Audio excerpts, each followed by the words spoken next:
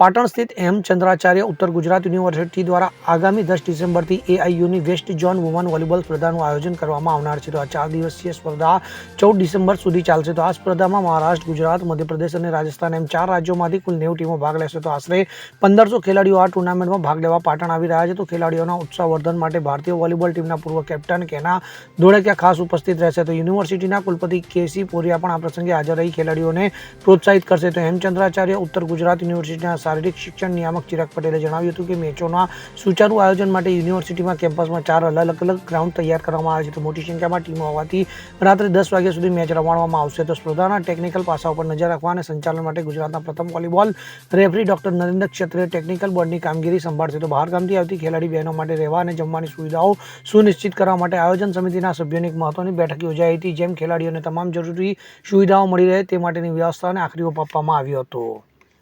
Bureau report CN24 news.